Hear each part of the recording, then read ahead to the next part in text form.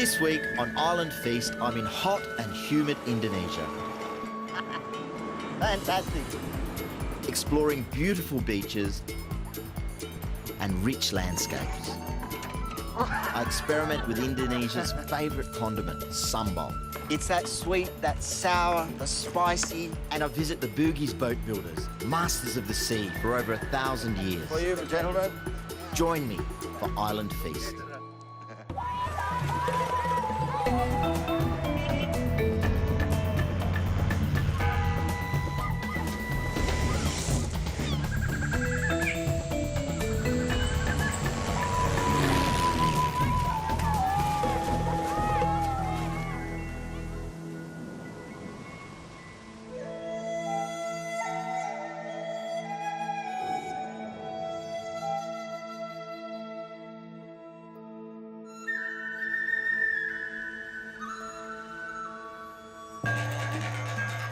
Indonesia is home to hundreds of different ethnic groups and languages, but the vast majority of people here have one thing in common: their religion.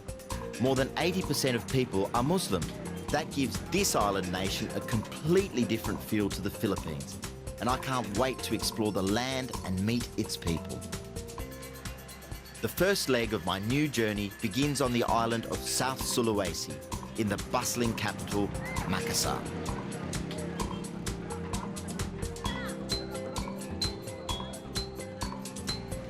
One of the things I love about Asia, especially seaside towns, is the smell. Take it in. Dry fish, diesel, kerosene, charcoal. It's just got all the hallmarks of a great seafood town.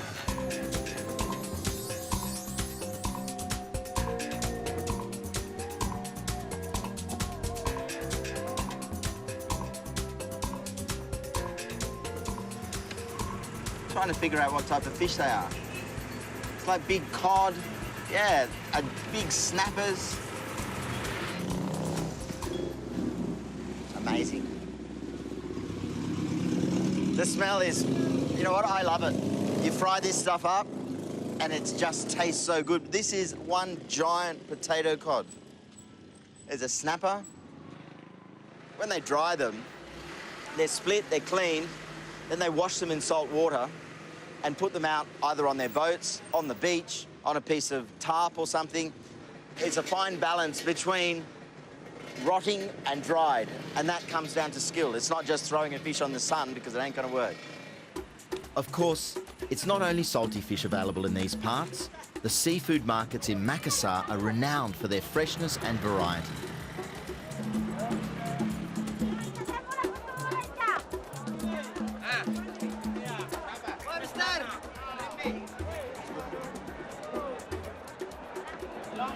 The thing about this market, other than the heaps and heaps of people, is the incredible variety of species. I am so surprised. Everything from amazing rock fish, bottom fish, middle fish, big barracuda, predatory fish, and everyone's so friendly here too.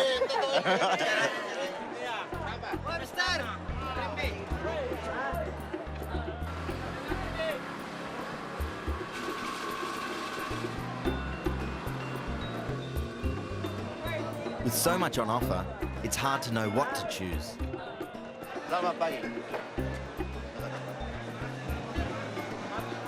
That's a fish. That, I would say, would be about, how many kilos? 30 kilos? Hopefully later on I'll be showing you one that I caught myself. So I'm going to buy a small one because I've got a barbecue today. So I'm thinking I'll just have a small trevally.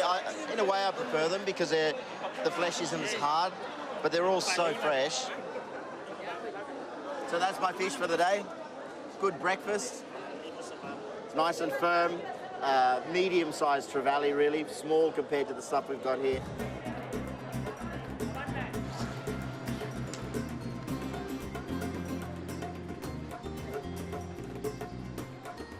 Got all of these beautiful fresh vegetables, lots of chilies, and these two great fish.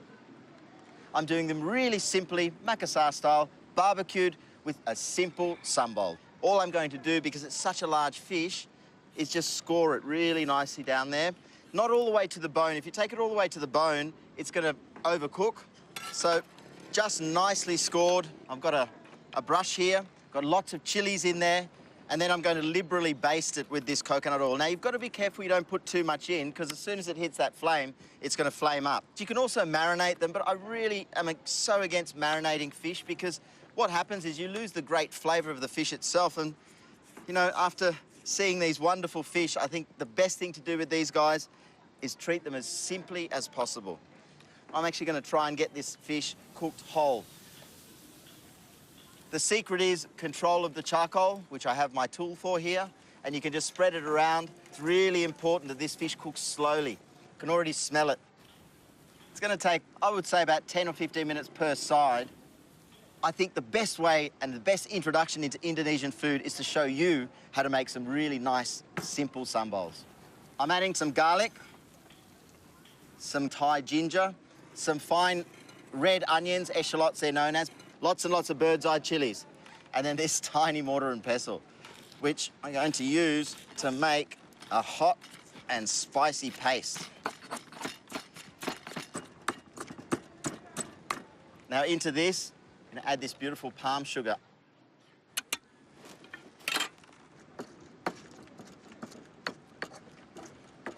And a tiny portion of shrimp paste. When it's combined, you sort of lose that real fishiness, but it adds a character. I'm just going to put a very small slice in. Heirloom tomatoes, they're so hard to find, and here, they're everywhere. They have a really good taste, lots of flavour, more flesh, and also less seeds, which makes it really nice. So, again, I'm doing this like a market stall style. I don't even have a chopping board today.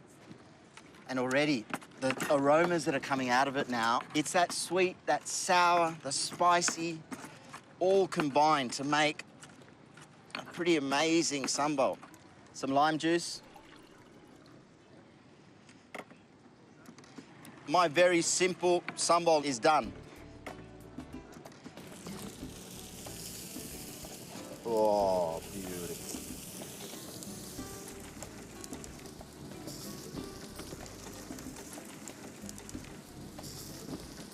A few more minutes, and I'm going to serve you up a simple dish from this beautiful harbour surrounded by these wonderful boats.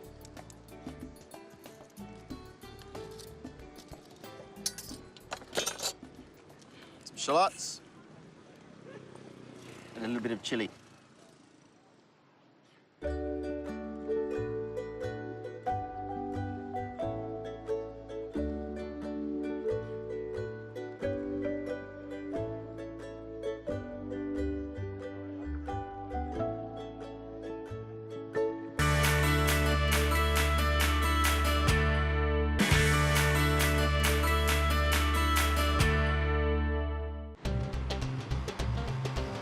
I've left Makassar and I'm travelling southeast across the island to the popular beach resort of Bira.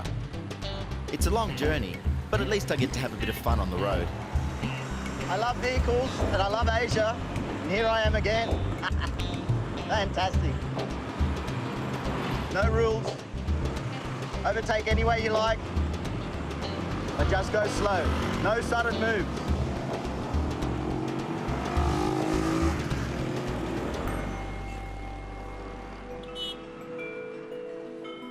To survive on an island, you have to use what's around you, and the people of South Sulawesi have made the most of Mother Nature's gifts. A couple of hours further down the road and I've come across a landscape that appears out of this world. From sun up to sundown, the villagers work the salt fields, sifting, raking, and finally carrying it all the way back to the stores.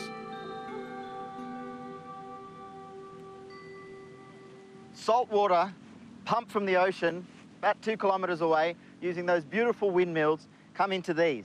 They sit for 2 days. And after 2 days, like anything to do with food, I'm just noticing the care that this man is taking. You know, we're talking about salt, something that we just use, throw around and don't really care about. But the way this guy is handling it is just with so much care. And what you end up with is this moist, but quite coarse rock salt.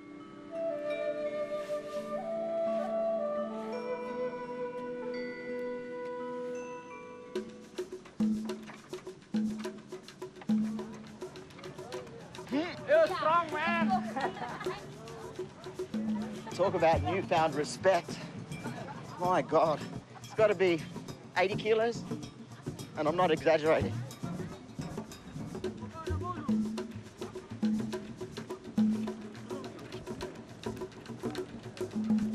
Hello. Hello. Salt. Hey.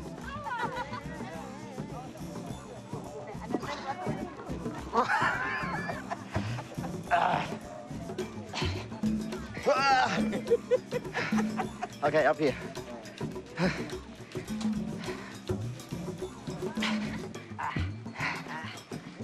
Yeah.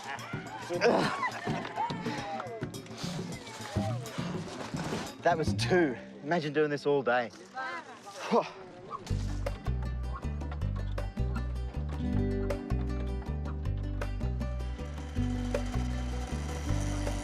It takes me another half day to get to Bira, but my reward for making the long journey is a trip to the lookout for an authentic meal with Bira local Bob. I love your town. Beautiful. His family build and sail the world-famous pinnace schooners.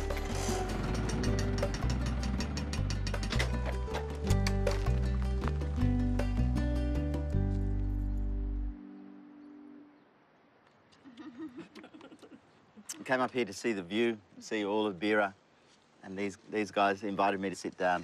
And Bob was telling me that it's quite a special place for the locals. There's a black stone in there, and if people are sick, they come up here and they make offerings of food, sometimes slaughter a chicken. But these guys are just so friendly, really, really nice. Sharing. And the food is fantastic. I'm eating rice, which is with coconut in it. So they knit little baskets, fill it with rice, and then a little bit of coconut, and then steam it. I'm gonna have to try that, but the flavor's great. It's soft and solid, and the fish is really nice. It's been soaked in tamarind and then fried. So it's sour and really full of flavor. Yum, and a chicken curry as well, which is always nice. Thanks, Bob. Another good experience, man. Cheers. Having sighted the beautiful blue waters of Bira Beach from above, I can't wait to see this popular tourist spot up close.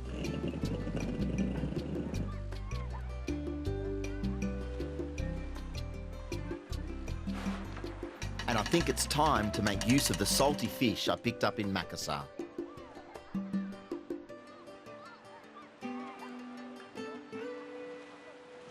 What I'm doing today is dry fish, which is going to be fried crisp, with sambal bajak, which is a cooked sambal.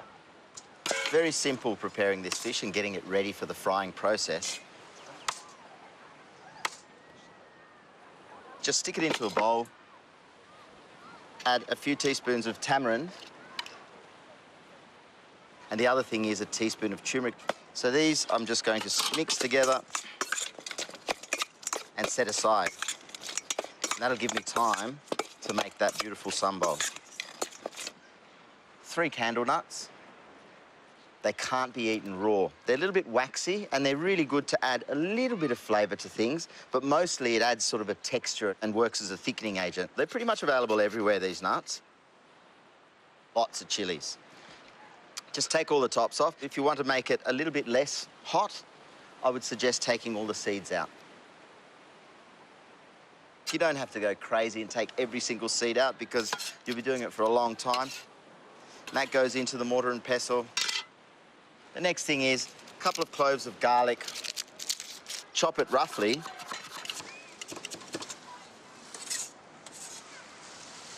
And then I've got some beautiful fresh ginger. Again, just chop roughly into my mortar and pestle. Some eschalots, some beautiful little red onions. Now, what would one of these Indonesian sambals be without? Not a lolly, but the shrimp paste, the terasi. It's quite coarse.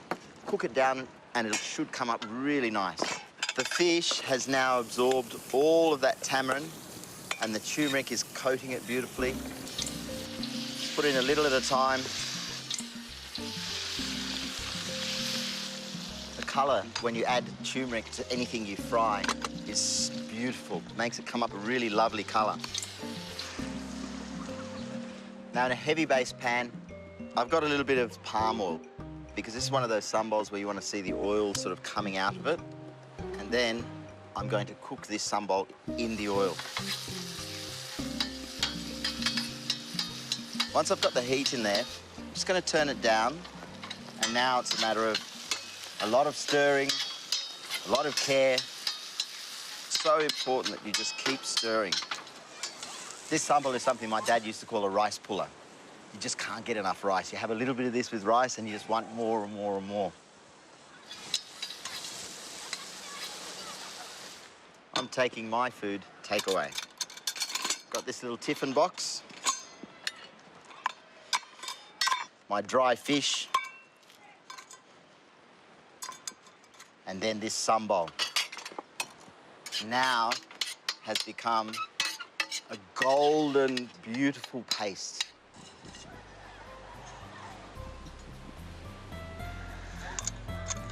And now, because we're in the tourist area here in Beira, I'm allowed to have a beer on the beach.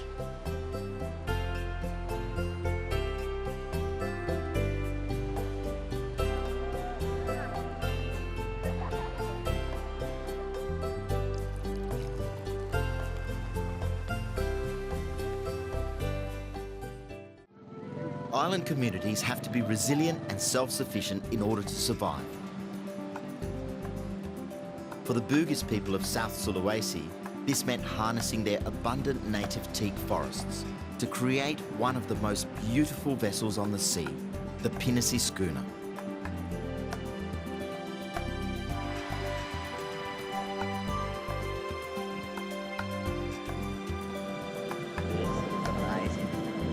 Absolutely amazing. Rising up from the beach like some biblical creation, the boats are still built in the same place using techniques that have been employed for centuries, albeit with a few minor modern enhancements.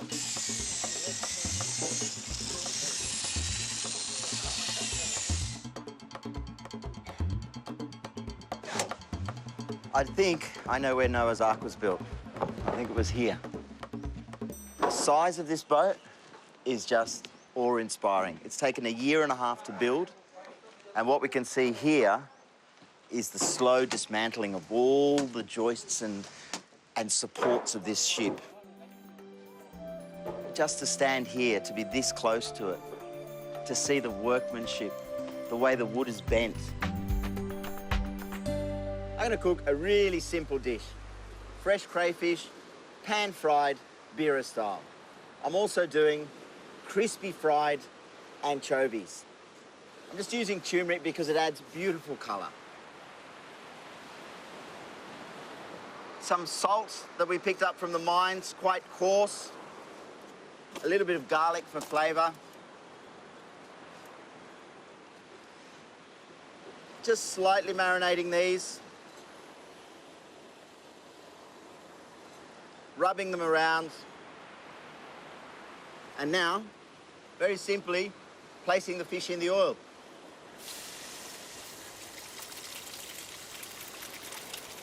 Let it fry up.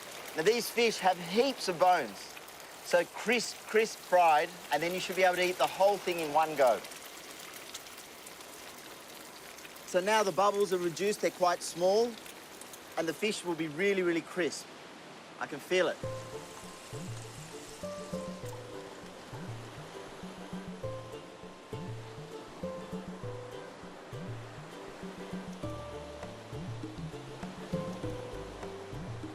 And next is the very, very simple sambal.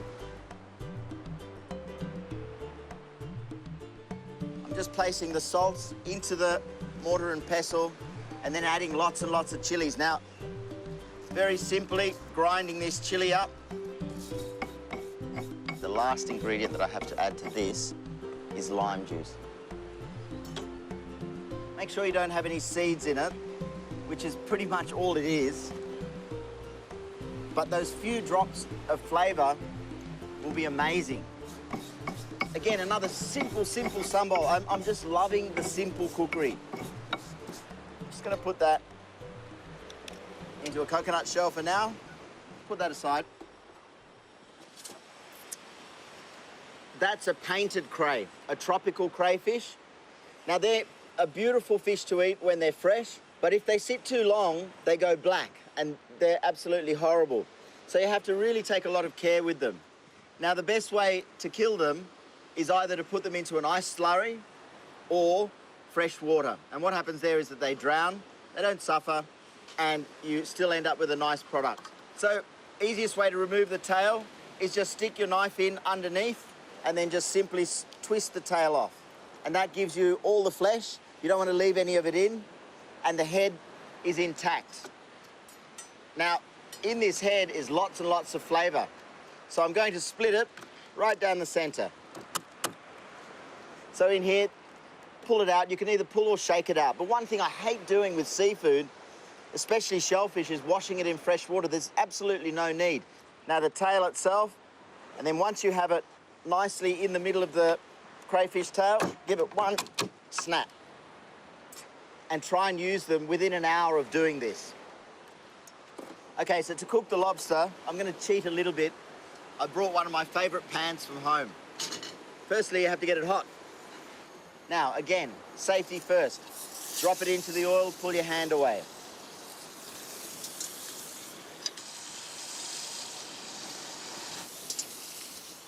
You're not going to really get any flavour by cooking the shell. The shell will actually burn and the flavour will go through the whole meat. So you don't want to fry the shell. So if I add water to this, it'll cool the oil down, it'll steam the shell, and what'll happen then is it'll just all gently cook. It'll take a few minutes. How do you tell when a lobster's cooked? Quite easy with a tail, because the flesh should just pop out beautifully like that.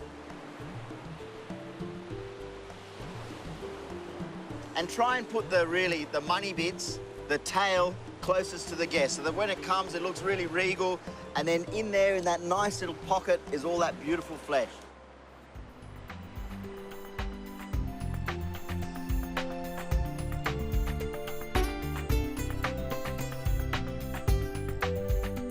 The ultimate test. Let's see what they think. Abakaba. For you, gentlemen. Enjoy.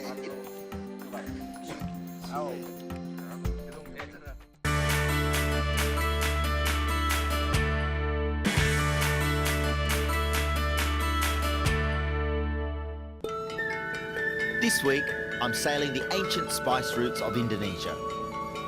Have a taste and tell me what you think. Very nice.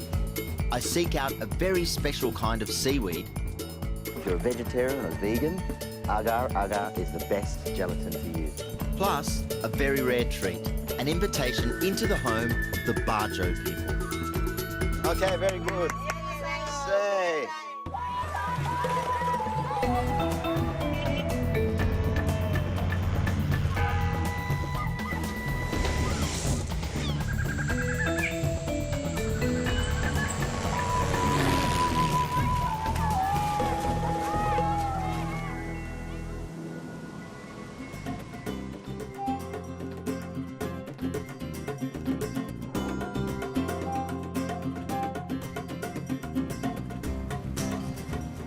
For the millions of people worldwide living an island life, boats provide a vital link to the sea. Different cultures develop different designs, used for fishing, for trade, and for migration. And for the next couple of weeks, my home is the beautiful Matahariku, built in the boatyards of Bira in South Sulawesi.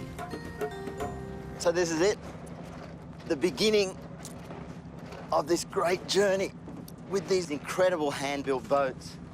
And the voyage we're just about to embark on is really once-in-a-lifetime dream. I'm currently sailing across the Banda Sea, on a heading that will take me up and across the equator to the island of Ternate. On board the Matahariku are a crew of 8, comprising ship's cooks, deckhands, and a Dutch captain by the name of Eric. Banda Sea is a very deep sea. As you see, 3,000, 4,000.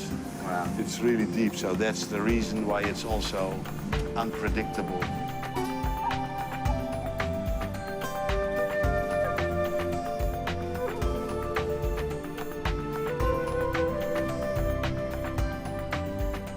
The Dutch came to these waters in search of spice and other trade goods, which they found in abundance. They set up coastal strongholds and remained here for 3.5 centuries. A little bit of excitement. Seems to be fishermen here in the middle of nowhere. Well past land now, but there's great signs. Birds, fishermen, and what we think up there is a bommy or an underwater mountain, a reef. Straight out, straight out. Right.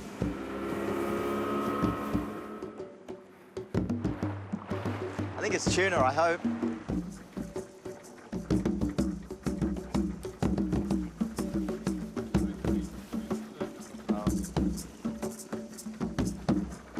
Yes. Hey! Oh. That was, it'd be probably 25 to 30 kilo yellowfin tuna caught on a hand line. This guy, I reckon the guy's only about 20 kilos heavier than him. And it was an epic fight, which he won with the help of his friend. The boat got dragged around and around in circles, and there's the result. Wow. That is a beautiful fish. Beautiful. Wow. I have never seen a tuna this size pulled in by hand. Oh, jeez. That's it. Unbelievable.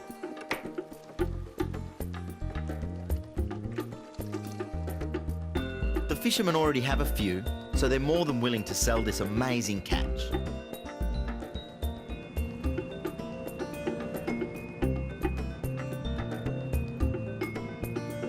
This young man is very popular here at the tender age of 18 or 19?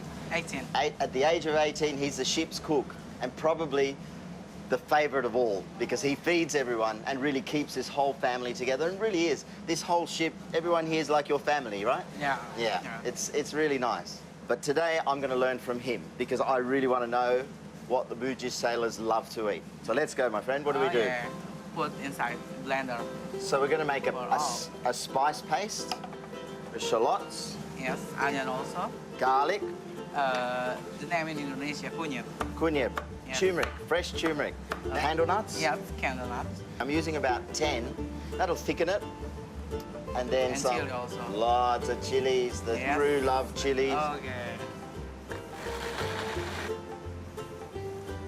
So you're putting oil into the Yeah. pan. Next, sauteing. Quite interesting doing cooking on a boat that's rocking all the time. Getting quite used to it now though. What's next? Yeah. Can you slice ginger, lemongrass? So lemongrass, generally what you do with the back of your knife, just bang, bang, bang, bang, bang, bang, bang. And what it does is release all of those beautiful, Yes. Nice. Smells good. I like it. and a little bit of ginger. Ginger. And I put curry powder. Right? Curry powder. Now, this is the classic, I guess the flavour that was left behind by the spice traders. It's a combination of lots and lots of flavours, but it's the generic one that you can buy in any supermarket, so it's easy. Now, it's vital here that when you cook this, you cook it out. You've really got to add the heat to it and the oil so that all the flavours cook through, the onion and the garlic, all of that stuff gets really nicely cooked through. Yes. Looking good. We're not tall enough, are we? We need to be taller. Oh, the other thing he used here was a salam leaf. Daun salam. Yes. A salam in Indonesia, salam leaf. Look, you can substitute curry leaves, which I'd probably do, or you can substitute a bay leaf. Okay. Now, he's put about 1 litre of water into that. We have here, I would say, 2 kilos of tuna. Bring it to a full boil. Next, add the tuna. So the fish is just covered, sort of just come up to the top and already starting to go thicker from Yeah. this candle nut. Candle nut. One of the things you shouldn't do when you're making a fish curry is stir it too much once it's cooked, because otherwise the fish is just going to break up all over the place. So last stage is the coconut. Yeah, coconut. I think the rule is that if you have enough water in the beginning just to cover the fish, then you know that the consistency of the curry will come out thick, because he's just added 250 mils of thick coconut cream. So how long do you think you wait for this? Maybe 5 minutes? 5 minutes.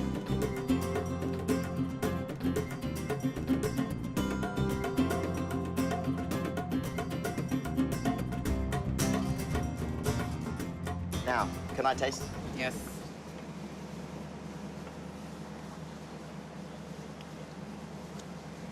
Nice. I'm sweating. That's good. That's a compliment to you. Yeah. It's really good. Tuna's firm, crunchy, creaminess comes through, but there's a uniquely Indonesian taste to it. Well done. We're going to call this Bazi's tuna curry.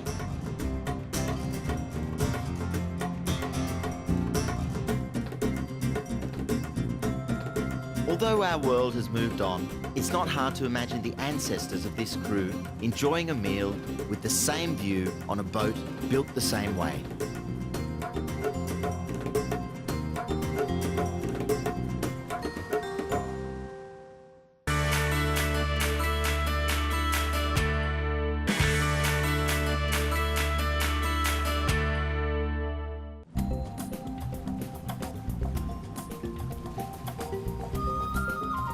My journey on board the Matahariku sees us travelling day and night as we slowly make our way to the Spice Islands.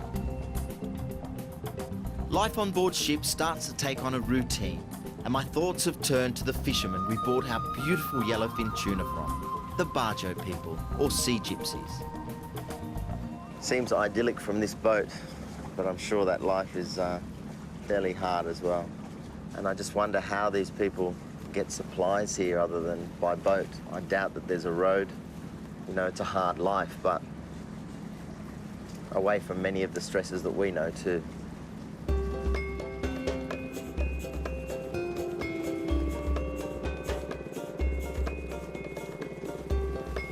Similar to the nomadic lifestyle lived by the gypsies in Europe, the Bajo people originally lived aboard their boats. But over time, they have slowly made their homes on land. Well, nearly. Built over the very water their lives depend on, the Bajo live and breathe the sea. Little wonder their fishing skills are unequalled. So in these beautiful blue waters, I'm here with a Bajo fisherman, a spear fisherman, traditional fisherman, who's invited me out to do spearfishing their way with those goggles, which they make themselves out of the bottom of a bottle, a bit of wood, and some string. Not bad.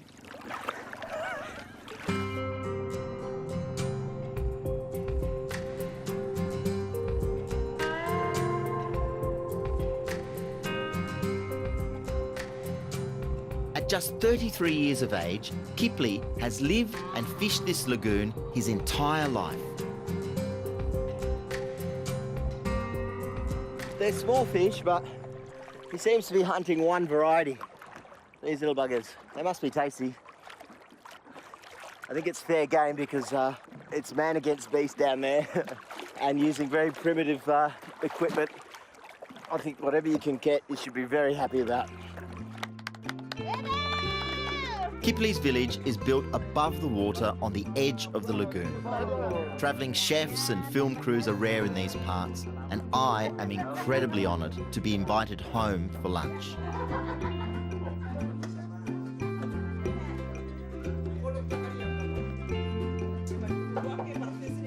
For our lunch today, we're having barbecue fish with cassava rice.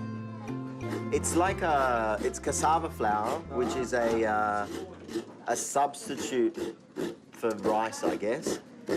Scraping coconut in the old way, which is really good to say. I haven't seen anyone using this in Indonesia yet. And the powder that's coming out of the bottom is really fine.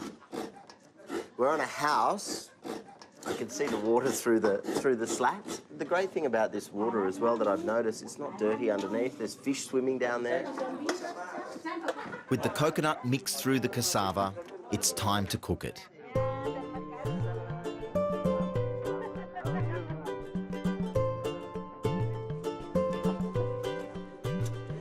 Oh, those fish look so good. Smoky, grilled.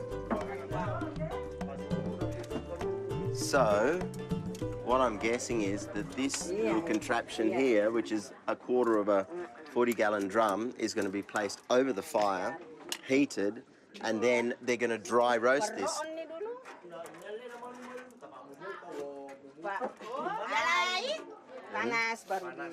So she's saying, I know that word. Wait till it gets hot, then put it on.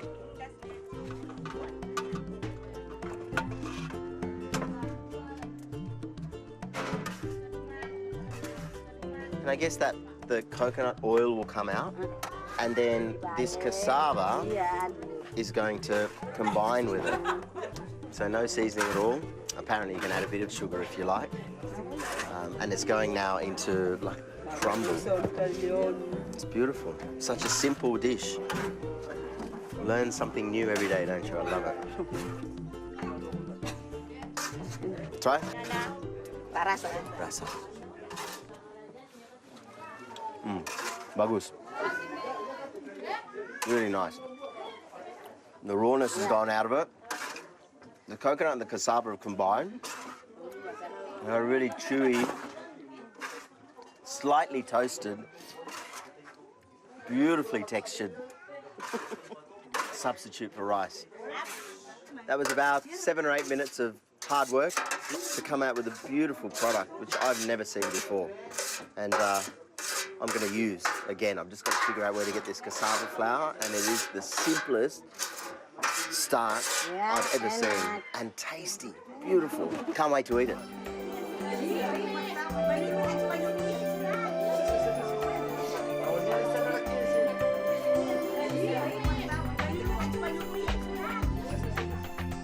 It's like this in every kitchen in Asia. It just reminds me so much of my family.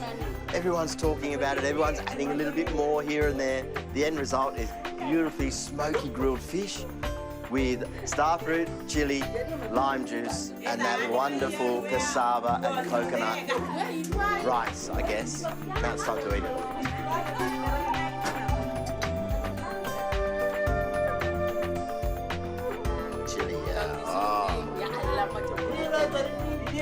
So tasty, sour, spicy, the fish is smoky, and this cassava rice sucks in all the flavours so beautifully. It's one of the best things I've put in my mouth for a long time on this trip, that's for sure.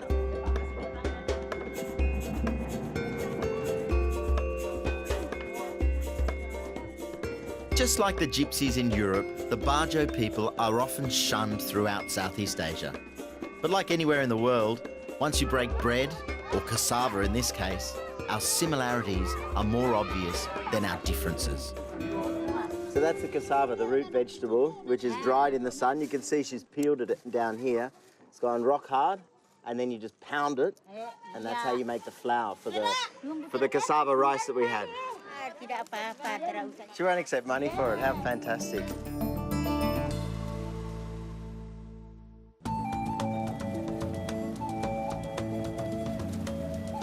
Having been at sea for a few days, my spirits lift to see land again. This is the city of Bao Bao on the island of Butong, a very relaxed Indonesian city, well off the beaten track, and for me, a great chance to walk off my sea legs.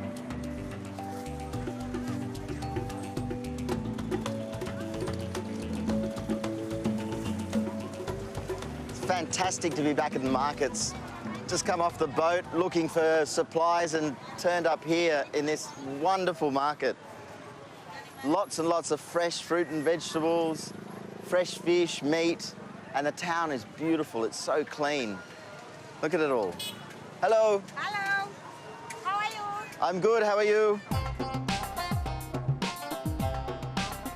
Overlooking the town is the 16th century Bhutan fort, built by the Sultan of the time in a strategic position that dominates the Bhutan Strait.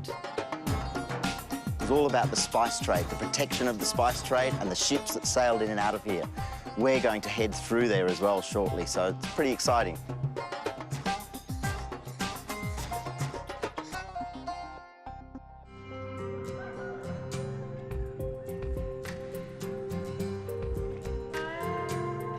This area is also home to a key ingredient used by some of the greatest chefs around the world, agar agar.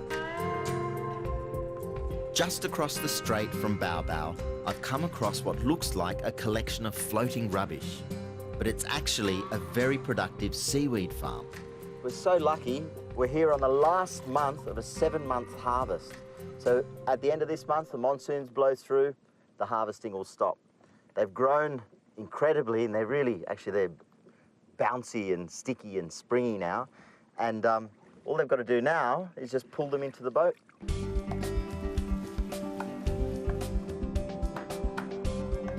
A lot of this area has been overfished, and the seaweed farms have been a financial lifeline to local fishermen.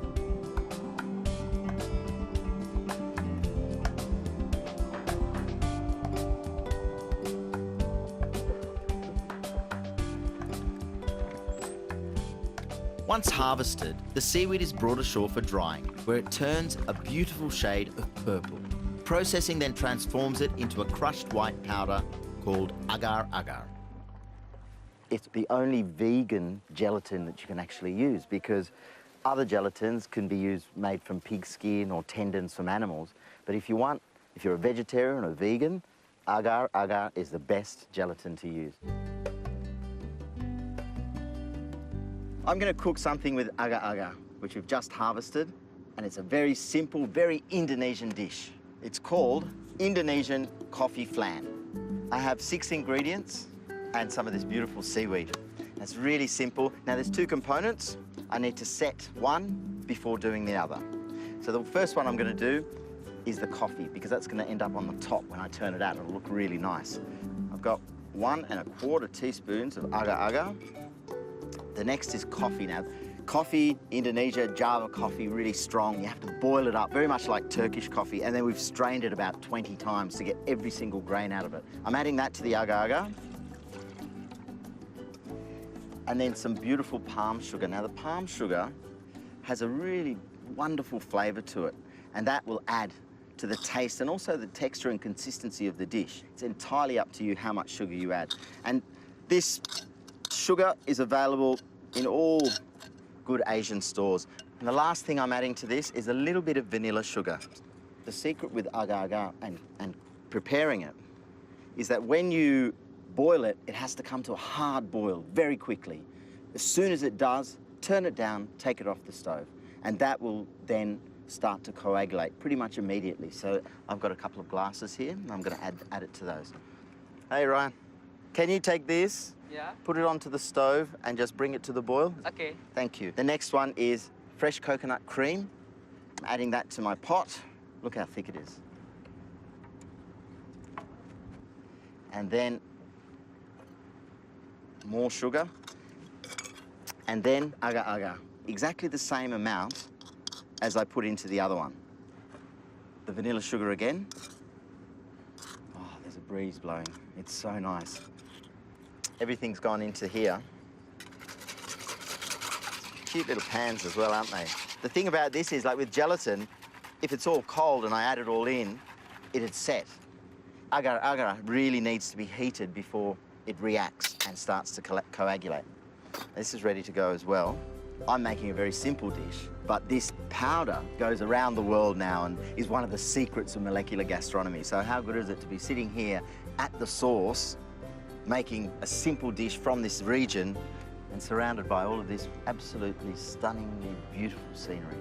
So all I have to do now, get this onto the stove, and I can put the first stage into the glass. How's it look, Ryan? Is it getting thick yet? Yeah. Already? Ready. Okay, can you do the same with that one? Okay. Terima kasih. Sama-sama. So next, all I have to do is fill, well, half fill. It's quite a strong dessert, so I'm just going to put a little bit in, and then it has to be set somewhere level. So now I'm just going to put this somewhere dark, cool, let it coagulate, and once it's nearly set, put it in the fridge. It takes about an hour, and then I'll place my next layer on top.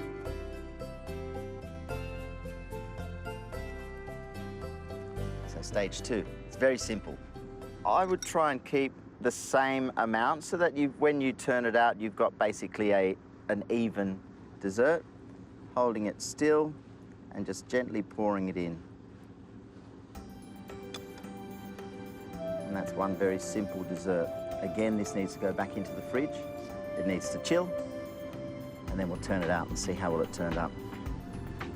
Done in 1 hour. Coffee flan using agar-agar. Have a taste and tell me what you think. Very nice. Thank you.